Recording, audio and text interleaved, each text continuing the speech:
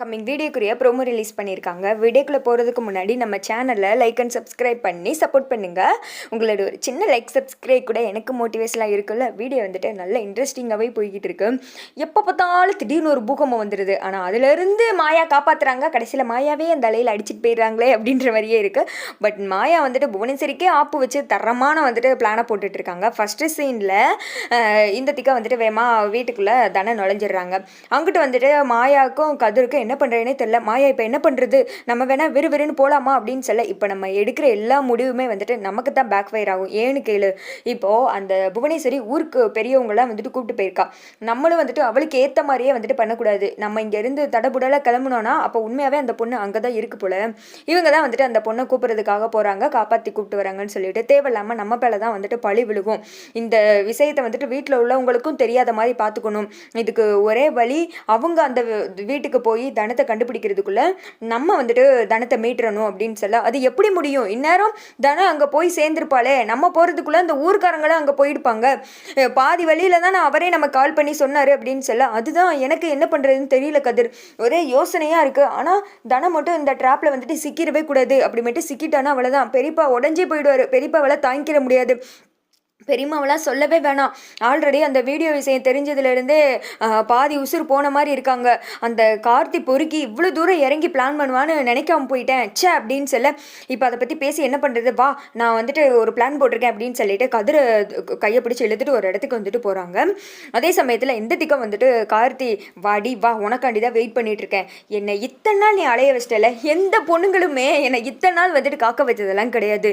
என்னோட ட்ராக்கே வேறுடி. ஆனால் உன் விஷயத்தில் மட்டும்தான் நான் இப்படி ஏமாந்து போய் நிற்கிறேன். அதுவும் அந்த மண்டபத்தில் ஊர்க்காரங்க முன்னாடி நின்னப்பாரு, அதை இப்போ நினச்சாலும் எனக்கு அப்படியே பத்திக்கிட்டு வருது. சரி விடு, அதுக்கெல்லாம் சேர்த்து வச்சு தானே இன்னைக்கு நீ எனக்கு சொந்தமாக போகிற அப்படின்ற மாதிரி தன வர்றதுக்காக ஒரு இடத்துல வந்துட்டு பயங்கரமாக வெயிட் பண்ணிட்டு இருக்காரு கார்த்தி. இந்த திக்கா வந்துட்டு தனம், கார்த்திக் சார் எங்கே இருக்கீங்க கார்த்திக் அப்படின்னு சொல்லிட்டு வீடு ஃபுல்லாக தேடி வர்றாங்க. வாடி வா உனக்காண்டி தான் காத்துட்டு இருக்கேன், வா வா தேடு என்ன தேடு அப்படின்னு சொல்லிட்டு ஒரு பக்கம் வந்துட்டு பயங்கரமாக என்ஜாய் பண்ணிட்டு இருக்க. இந்த தனம் ஏதாவது ஒரு பிரச்சனையில் போய் சிக்கிடுறாங்க. கடைசியில் தனந்தான் நல்லவ வல்லவ என் மக யூன்னு சொல்லிட்டு ரகுராம் அவங்களும் ஜானகங்களும் ஃபீல் பண்ணிட்டு உட்காந்துட்டு இருப்பாங்க. கடைசியில் பார்த்தா மாயா தான் காப்பாற்றி பழியெல்லாம் வந்துட்டு மாயா பேரில் கெட்ட பேர் வாங்கிட்டு வசவு வாங்கிட்டு உட்காந்துக்கிட்டு இருக்கும் மாயா. இப்போ கதிரும் தனமும் ஒன்றா சேர்ந்து வாழணும்னு ஆசைப்பட்டாங்கன்னா இந்த ட்ராப்லேருந்து கதிர் காப்பாற்றுற மாதிரி சீன் கொண்டு வந்துட்டாங்கன்னா இன்னுமே சூப்பராக இருக்கும்.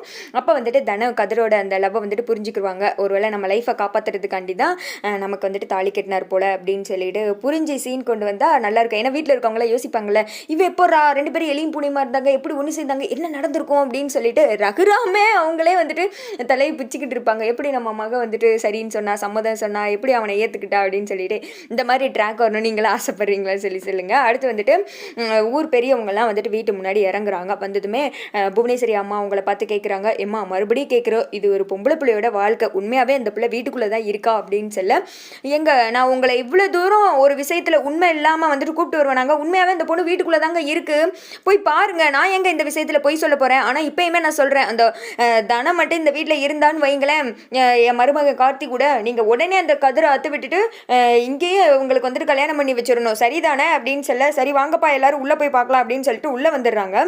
கடைசி ஒரு ரூமுக்குள்ளே வந்துட்டு தனம் போக திடீர்னு வந்துட்டு பின்னாடி திரும்பி பார்த்து ஷாக் ஆகி போய் நிற்கிறாங்க தனம். அந்த இடத்துல யார் நிற்கிறாங்க அப்படின்னு சொல்லிட்டு தெரியல. ஒருவேளை மாயாவா இருக்குமோ அப்படின்னு சொல்லிட்டு பல யோசனை இருக்குது. இன்னொரு ட்ராக் என்னன்னா, ஒரு புது பொண்ணு பேசுகிற மாதிரி வந்துட்டு கார்த்திக் கிட்ட பேசினாங்கல்ல, அப்படி பேசி ஒருவேளை கார்த்தி அந்த இடத்த விட்டு வெளியில் வர வச்சுருப்பாங்களோ அப்படின்னு தோணுது. இங்கிட்டு வந்துட்டு வந்த ஆட்கள்லாம் சுற்றி முற்றி தேடுறாங்க. இன்னைக்கு அந்த ரகுராம் குடும்பம் பயங்கரமாக அசிங்கப்பட போகுது அப்படின்னு சொல்லிட்டு லிங்கம் சொல்ல, பிறகு எத்தனை வருஷம் பகையை ஒரேடியாக முடிச்சு விட்டுறலாம்னு நினைக்கல அந்த மாயா. இன்னைக்கு ஊரே வந்துட்டு கோவிலில் கூட்டிகிட்டு இருக்கு, ஆனால் அந்த சம்மந்தப்பட்ட பொண்ணே அங்கே இல்லையே அப்படின்னு சொல்லிட்டு இவங்க நக்கல் பண்ணி சிரிச்சுக்கிட்டு இருக்க. அதோட பார்த்தீங்கன்னா இந்த வீடியோ வந்துட்டு முடிஞ்சிடுது.